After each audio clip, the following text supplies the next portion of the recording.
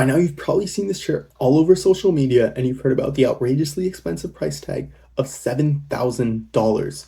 But do you know the history behind the Eames Lounge Chair and why it could command such a steep price tag? To start, I'll need to take you back to the 1940s, specifically to the Cranbrook Academy of Arts.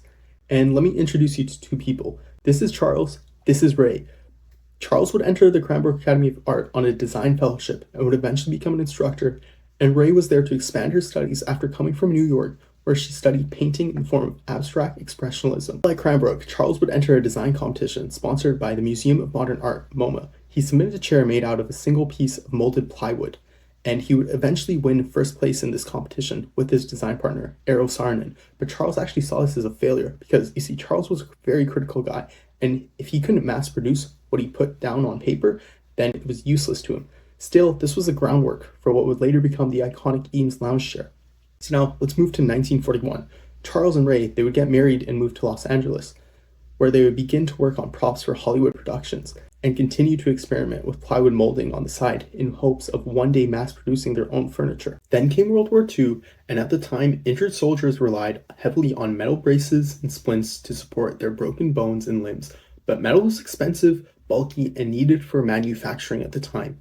Think everything World War II related. Tanks, guns, cars, planes, they all use metal, so the US government put out a call for alternative designs, and Charles and Ray Eames, already being pioneers of plywood molding, decided to design a lightweight molded plywood splint, and Charles even used his own legs and limbs to test the design. They secured a government grant and started mass producing these plywood splints. After the war, they quit their day jobs and opened their own design studio in Venice, California.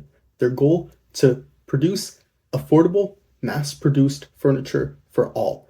This would lead to products like the Eames molded plywood chair, plywood folding screens, and so forth. In 1946, the Eames office partnered with Herman Miller, giving Herman Miller the exclusive rights to distribute their plywood designs. With Herman Miller's production power and industry network, the Eames designs skyrocketed and took off. So how did the couple who were focused on creating affordable furniture end up creating the most iconic luxury furniture piece to date?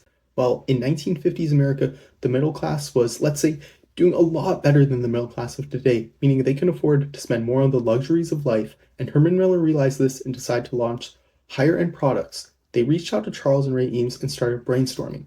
Charles and Ray Eames decided to design their own take on the English club chair. Using their expertise in plywood molding, plus luxury materials like Brazilian rosewood veneer, aluminum, and leather, in 1956, the Eames Lounge Chair officially made its debut on the Today Show in New York City. Charles would famously say he wanted the chair to have the warm, receptive look of a well-used first baseman's mitt, and the Eames described it as a special refuge from the strains of modern living.